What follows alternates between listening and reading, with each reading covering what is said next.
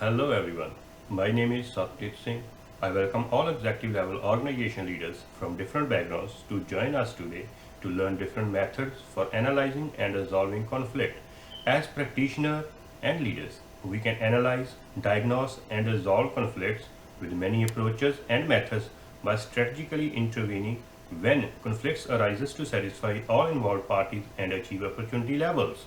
Our agenda for today will be to make sure all of us understand that what is conflict, what are good conflicts, and what are destructive conflicts, how these conflicts positively or negatively impact workplaces and our lives, what is conflict management, and what are the methods of diagnosing, analyzing, and resolving conflicts, different conflict management styles, and how they fit into different conflict situations or circumstances.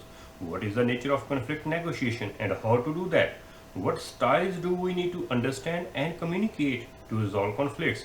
We will also briefly discuss different approaches to conflict management and 8 conflict resolution models discussed by Furlong in his book, The Conflict Resolution Toolbox. The summary of this lecture will be concluded at the end, followed by some essential references for support or further study about conflict and conflict management in detail.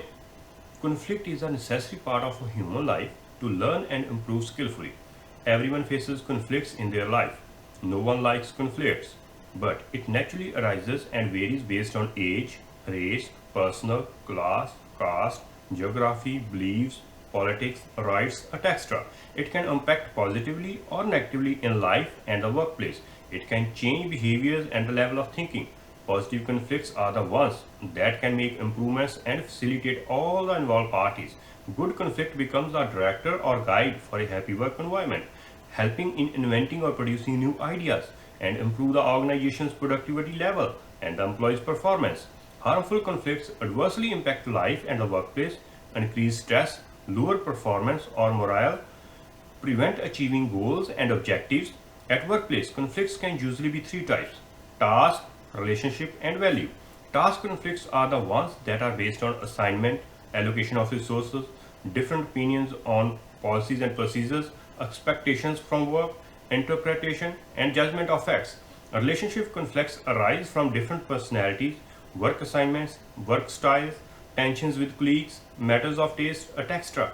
Value conflicts arises from fundamental differences in rights, identities, and beliefs, and those came from politics, religions, norms, ethics, etc. Resolution is a systematic or strategic process to end conflict and satisfy all involved parties. It starts with an analysis and a diagnosis of conflict. Diagnosis provides involved parties with clarity and required information about the conflict.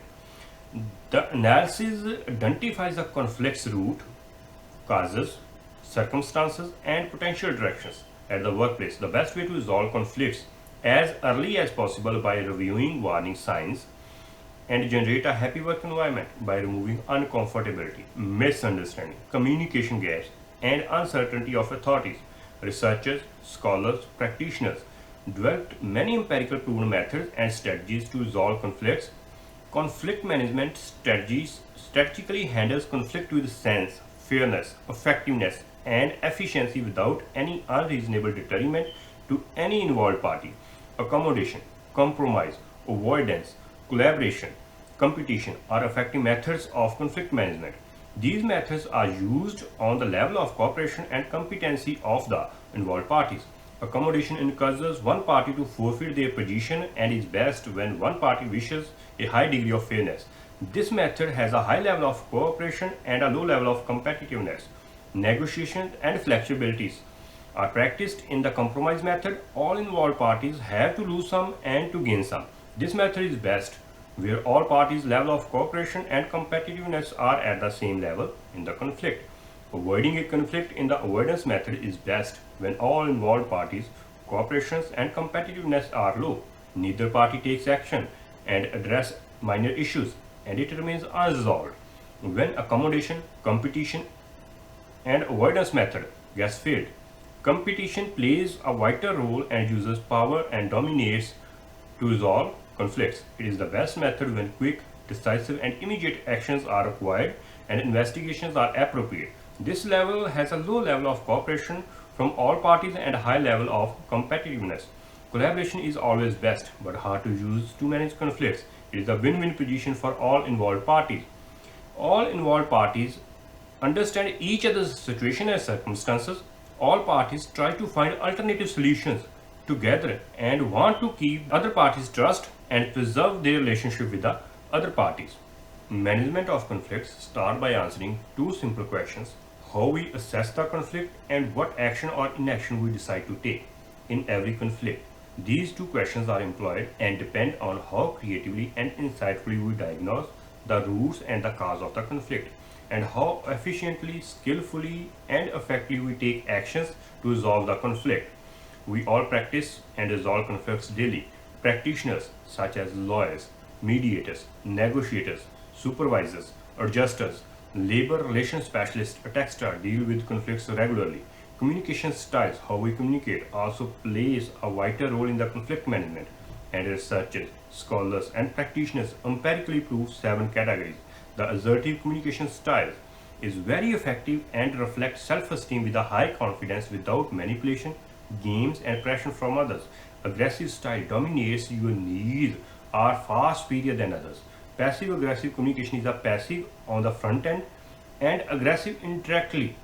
For example, when dealing with a lack of power with others, the submission style took care of others first by assuming that others' needs are more important and avoiding conflict and try to avoid the conflicts. Very skilled people use manipulating skills, styles to control or influence others for their advantage by hiding or underlying messages. Direct communications passes a clear, transparent message and uses a clear language that others can easily understand. Indirect communication hides the intentions and the needs and masks the clarity to take the advantage for themselves of the conflict. The conflict resolution models and approaches that we are focusing today will help us manage and respond to conflict. These models and approaches are systematic and strategic way to guide and try to reach in a particular result. It does not decide what is right and what is wrong for a one particular involved party. Instead, conflict resolution models aims to provide direction, procedures, and rules to diagnose, analyze, and provide a solution for everyone to live in. The most significant models Furlong discussed in his work, The Conflict Resolution Toolbox, are the circle of conflict, triangle of satisfaction, boundary model, interest, rights, powers model, dynamics of trust, dimensions, social style model, and the moving beyond model. Various approaches to deal with conflicts are negotiation. Negotiation is an inevitable essential part of our daily life. It is the win-win position for all parties involved in the conflict. Each party gains some and loses some. All parties get satisfied and reach a resolution agreement together. Adjudication is a legal process to handle conflicts related to property, criminal offenses, and constitutional interpretation. The parties in the conflict have very little control over the process, or maybe no control over the process. All decisions are enforced generally and formally based on the precedents and legal norms, not based on the analysis of values and needs of the conflicted parties. Arbitration is considered as a legal process in which parties have little more control than adjudication and can choose the arbiters. Arbiters are concerned with fair judgment and on substantive issue and maintain formal hearing and fact-finding procedures. All decisions made by the arbiters are based on the arguments and the present evidences. Umbersbury focused that all the power is responsible and accountable to the public. It works when individual citizens make complaints against the public institutions for their administrative decisions. These complaints can be related to ignorance of the rights of the individuals, children, students, employees, etc. Ombudsman may suggest new policy procedures and legislative recommendations. Mediation is a third-party assistance in the negotiation process, acceptable to all conflicted parties. Consent of each party is volunteer.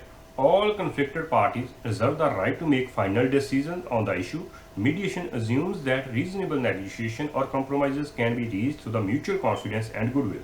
Mediators play a vital role in helping in creating good faith and confidence by assisting communication between parties involved in the conflict. The circle of conflict model identifies 5 primary sources or drivers of conflict: relationship, data, language, interest, structure, and value.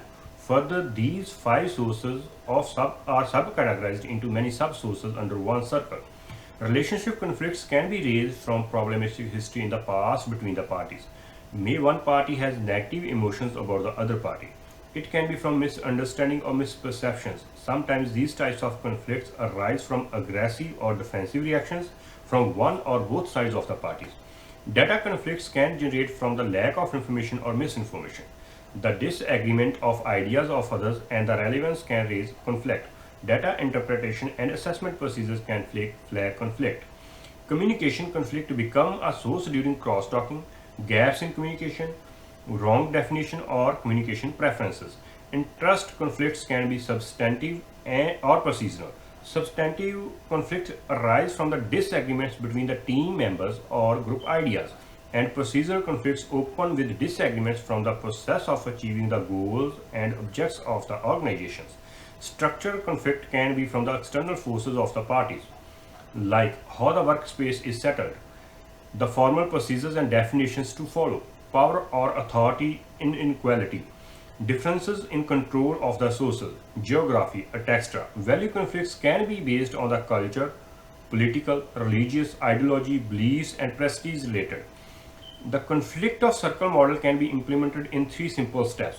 Diagnose and observe all parties and what they say.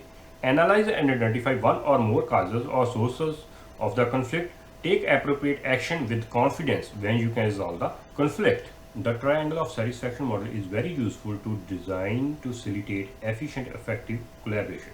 This model is based on interest, and interest in this model is wants, needs, fear, hopes, or concerns. The triangle of satisfaction divides these interests into three qualitative different types called results, process, and emotions to resolve the conflict between parties. Each type of interest requires different approach or intervention to be successful. The result or substantive interest type is an outcome to answer what. Result interests are tangible issues that can be bargained, compromised, or negotiated toward a solution.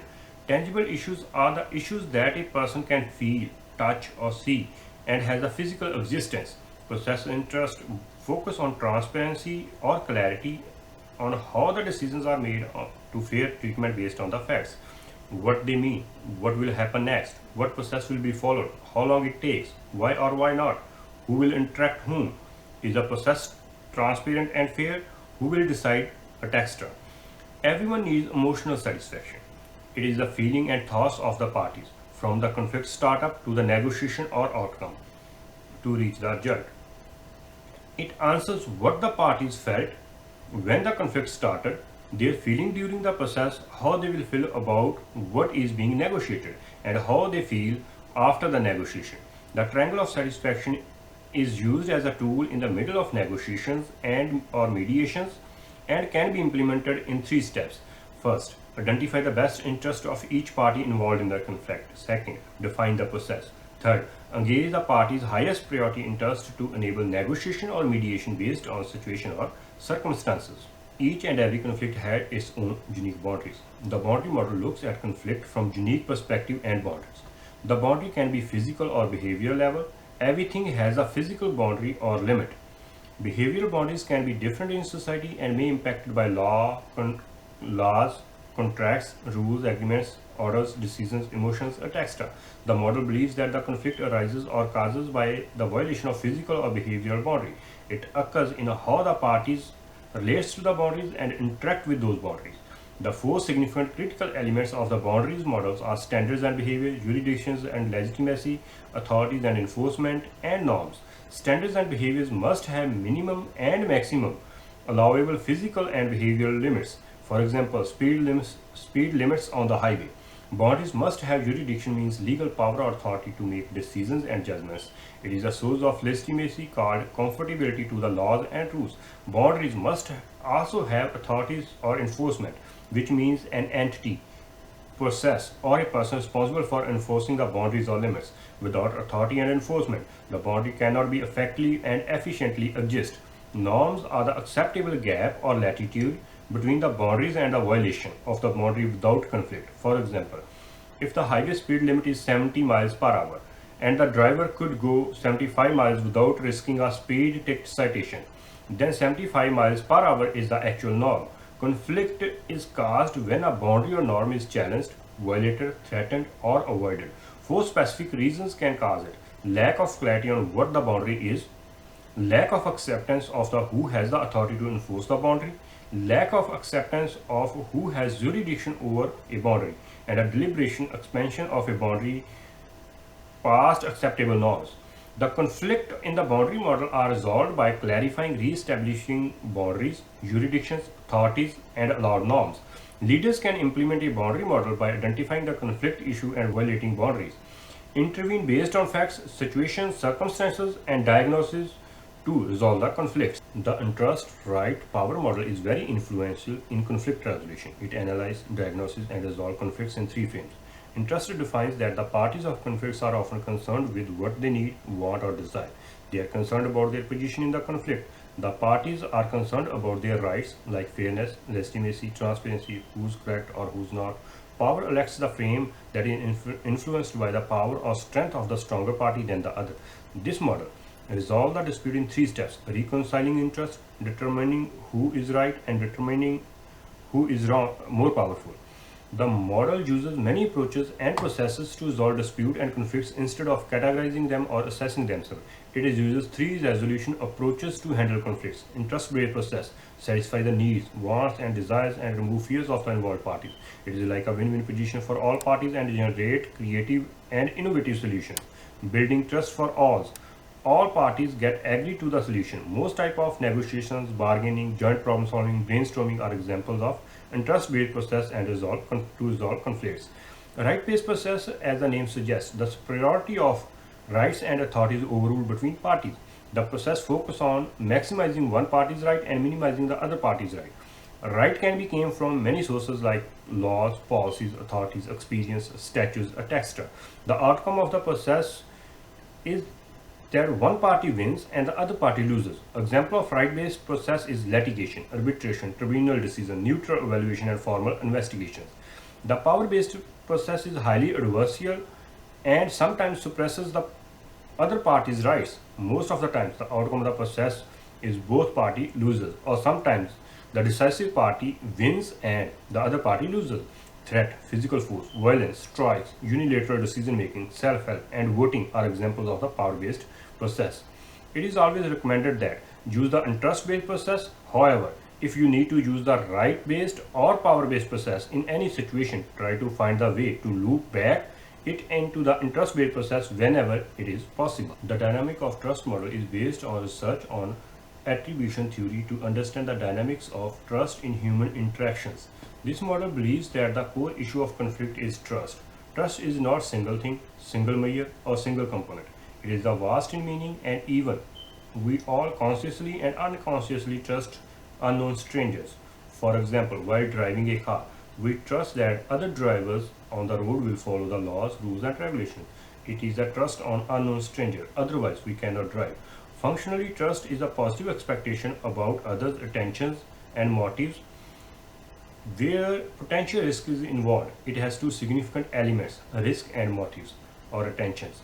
Risk is a rely on another to build trust. Motive or attentions are invisible and only infer or attribute motives by behavior on how we interpret behaviors. When we assess trustworthiness, we assess whether their intentions are good or bad. From a diagnostic point of view, the dynamic of trust model assess each party's level of risk tolerance relative to what they need or want, and the assessment of causes and assignments of blames. When conflict arises, we begin attributing and sensing what happened. Significant attributes of the dynamics of the trust model are situational, intrinsic nature, and intentional or hostile. Situational attributes where the party have no control over the circumstances that causes conflicts and force them to enter into conflict. Intrinsic nature means personal quality or characteristics. Intrinsic nature attributes explains how the nature or of characteristics of one party clashes with the another and become a cause of the conflict. Intentional or hostile attributes occurs when one party intentionally harms or determines to the other party to gain something. The dimension model of conflict has two fundamental dimensions of behavior: assertiveness and cooperativeness. Assertiveness is an attempt to satisfy the party's own concern or issues, and cooperativeness is an attempt to satisfy the other party's concern or issues. These behaviors are diagnosed on three dimensions: cognitive, emotional, and behavioral. These dimensions think about conflict, how we feel, and how we behave. Cognitive or perceptual dimensions identifies how the disputant think about perceived conflict. All conflicted parties carry some beliefs and perceptions about them and others. It contributes to the conflict process and helps to resolve them. This dimension answers how the parties think, focus, assume, and defines their attributes to the other party in the conflict. What are the parties' attentions and how these affects thoughts, feelings, and behaviors. Even current conflict is resolved at a cognitive level or perceptual level, but there may be some or many emotional feelings that are unresolved and carried by the involved parties. These emotions can reignite or become the cause of the potential future conflicts.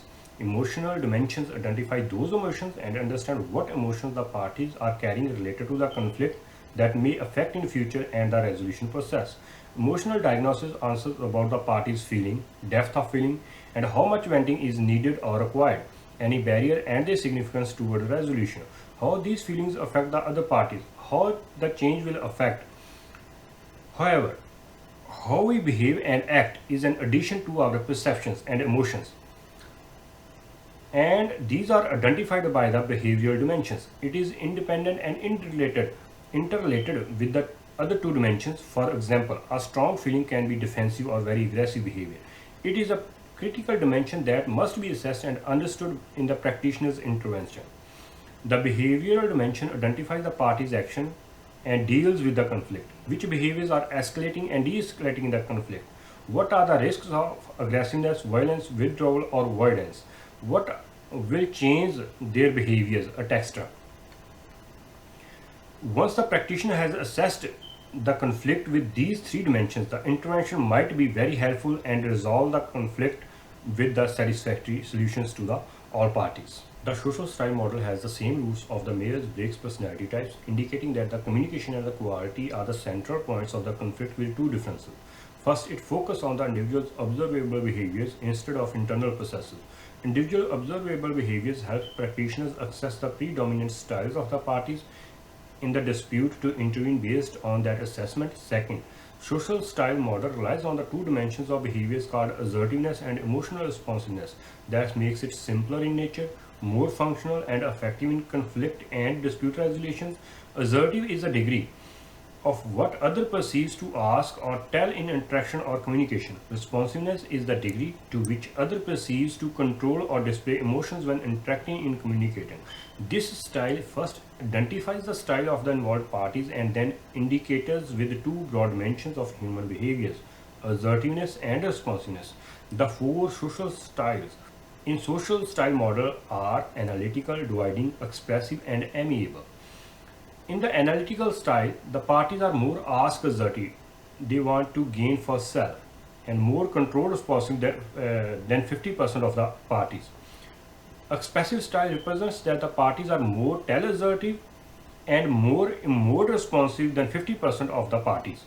Amiable styles are more ask assertive and more responsive than 50% of the parties. Each of the four styles has its own characteristics. For example, analytical characteristics includes prudent, task-oriented, detail-oriented, slow, and careful decision with logics. Driving characteristics are task-oriented, result-oriented, independent, decisive, dominating, and fast-paced. Expressive style characteristics are visionary, animated, flamboyant, high energy, fast-paced, impulsive, and opinionated. Amiable characteristics includes dependability, relation-oriented, sportive, confidence-averse, open, and pliable. The moving beyond model is a psychological focused model. It has three stages: denial, anger, and acceptance. This model is based on semi-annual work of Elizabeth Kubler-Ross and is also influenced by the work of William Bridges' process of helping people work through significant changes, letting it go and moving beyond with the feeling that something important is being lost, and is a form of grieving. Grieving means carrying a heavy burden. Moving beyond is a process to reach the end of grieving by letting it go and putting it to the rest. The denial stage of moving beyond model is a process of refusing to accept something has ended. Something has ended means something has happened that we don't like but happened to change our life. the issue or issues get ignored and we try to satisfy that we have nothing to do with it. For example, a relationship has ended means divorce, a business deal has gone means contract dispute, or a worker is fired means a wrongful dismissal. Anger is a confusion, stress or distress. All are sane reactions to deal with the circumstances and situations we don't like and don't want to happen. From a diagnostic point of view, anger is venting, attacking, insulting, and or demeaning other parties. It refuses to communicate or engage with other parties in any way. Acceptance refers to fitting best, but not everything we want. It starts with a new beginning in life after the conflict has gone. Practitioners help parties to move toward acceptance. The parties in the acceptance stage begin to negotiate and try to resolve issues rather than punish the other side of the parties. Consciously or unconsciously, as a human, we all deal with conflicts, and these conflicts positively, negatively, or neutrally impact our life. Positive conflicts provide us experience, guidance, and directions to improve ourselves. Negative conflicts causes some deterrents environmentally, physically, and or emotionally. Neutral conflicts are minor and do not impact or have very minimal impacts on all involved parties. They get ignored by all, leaving them unresolved. As executive level organization leaders and practitioners, we have some more responsibilities and must be aware of different approaches and methods to deal with conflicts. A strategic approach to deal with conflicts with empirical proven approaches and methods to analyze, diagnose, and resolve conflicts will innovate new thoughts and ideas for creating a happy work environment in the workplace. Fair decision-making processes and outcomes with transparency based on today's discussed empirical approaches and methods provide transparency and satisfactory acceptable resolutions to all parties.